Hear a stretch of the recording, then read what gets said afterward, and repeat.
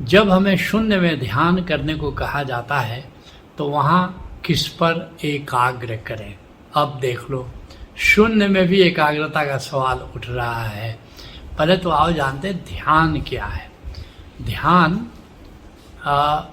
जो भीतर जब अपनी शून्यता को देखते हो, अपनी एम्प्टीनेस को देखते हो, जो निराकार को देखते हो, जहाँ कोई आकार नहीं है, उस निराकार को जब देखते हो और प्यार से देखते हो, विश्राम पूर्ण देखते हो, सहज होकर देखते हो और देखते रहते हो।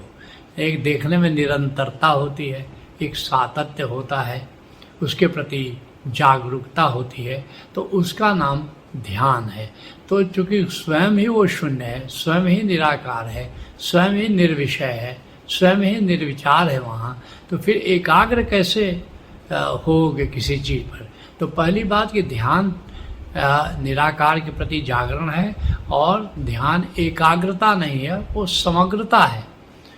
ये टोटल होकर के उसमें शून्य के प्रति जागना है, वो कोई एकाग्रता की बात ही नहीं है ध्यान में। मेडिटेशन, वो बार बार कहते हैं मेडिटेशन इज़ नॉट कंसंट्रेशन, ध्यान एकाग्रता नहीं है। तो फिर ध्यान में क्या देखें? तुम कहते हो कि ध्यान में देखें तो क्या देखें, बल्कि शुरू की बात मैं तुमको बताता हूँ। ओशो बार बार कहा करते थे कि भीतर देखो, भीतर देखो।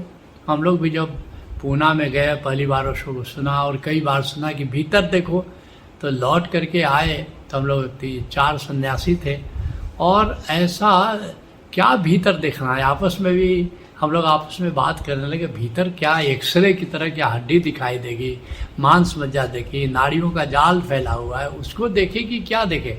और अधिकतर लोग नहीं समझ पाते हैं कि ओशो क्या कर रहे हैं, भीतर देखो। तो भीतर देखना क्या है? तो असली बात यह है कि ध्यान में क्या चीज़ ध्यान रखना है, ये 6 बिंदुओं पर ध्यान रखना है। क्या? पहला, निर्विचार, अपने विचार शून्यता का अनुभव करो। क्यों? देखोगे अपने विचार को, तो विचार को देखते देखते विचार गायब होता है, विचार रह नहीं। जब वो चोर दरवाजे से विचार आता है, जैसे ही ध्यान दोगे कि क्या विचार मेरे भीतर चल रहा है, तो विचार शून्यता की स्थिति पैदा हो जाती है। और आज तक किसी ने अपने विचार को देखा नहीं। ये संतों का एक ट्रिक है कि विचार को देखो तो विचार शून्यता घटित हो जाएगी। तो पहली बात, विचार शून्यता को देखो, निर्विचार को देखो, स्थिति को देखो। दूसरा क्या है?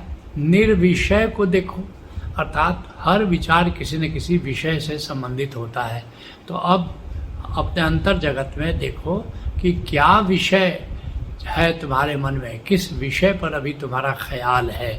और एक गजब की बात है कि जब देखोगे अपने विषय को तो विषय गायब हो जाएगा, निर्विषय घटित हो जाएगा।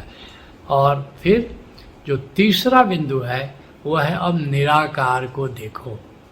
निराकार क्या है? जैसे बाहर का आकाश है, वहाँ कोई आकार नहीं है, तो और अगर कोई आकार है, चांद है, तारे हैं, सूरज है, उसको नहीं देखना है, आकाश को देखना है जहाँ कोई आकार नहीं है। तो उस निराकार को देखना है, ये तीसरा बिंदु है। और चौथा बिंदु क्या है? अब ओंकार सुनो, वहाँ पर नाद गूंज रहा है।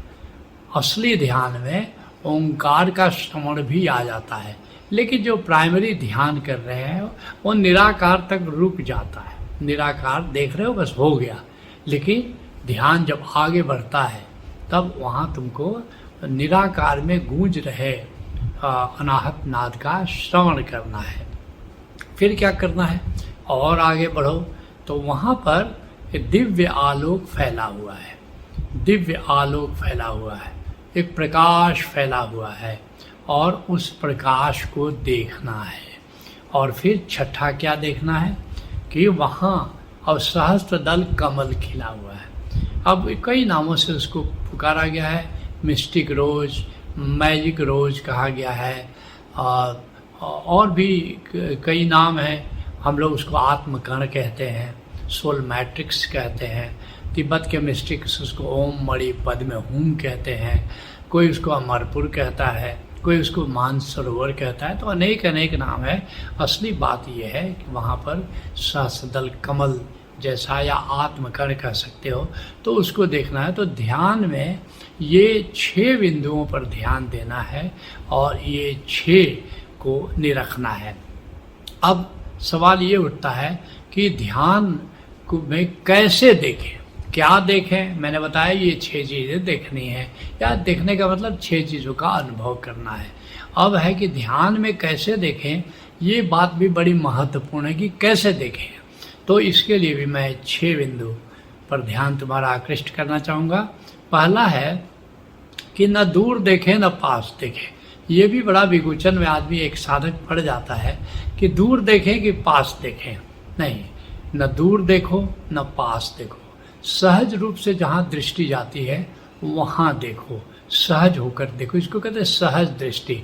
जहाँ स्वाभाविक रूप से दृष्टि जाती है, दृष्टि ठहरती है, वहाँ पर देखो। दूसरा बिंदु क्या है कि निष्प्रयास देखो। बहुत ज़्यादा एफर्ट मत लगाओ, बहुत ज़्यादा प्रयास मत देखने में लगाओ, बहुत ज़्यादा एक्टिव होकर के मत देखो, तनावपूर्ण होकर के मत देखो, निष्प्रयास अपना उसको देखो। जो तीसरा बिंदु है कि उसको विश्राम पूर्ण हो कर देखो, उसको रिलैक्स होकर देखो, टेंशन में मत जाओ, बिल्कुल ही विश्राम पूर्ण रिलैक्सेशन के साथ भीतर देखो। और चौथा बिंदु क्या है कि देखने में निरंतरता हो, कंटिन्यूटी हो, लगातार देखते रहो और एक सातत्य हो, एक निरंतरता हो देखने में, तभी ध्यान घटित होता है। और पांचवी बात क्या है कि प्यार से देखो।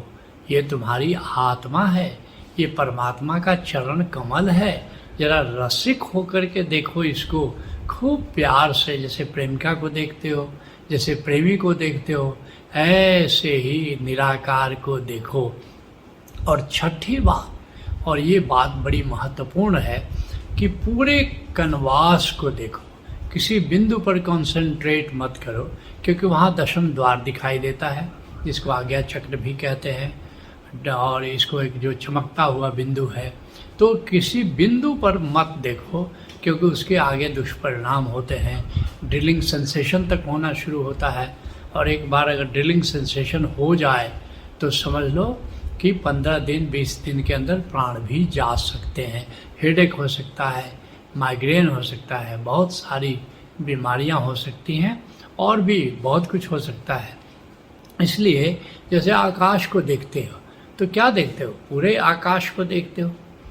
ऐसे ही जब भी निराकार को देखो तो पूरे कनवास जो विस्तार है पूरा, उसको देखना है, किसी बिंदु पर कंसंट्रेट नहीं करना है।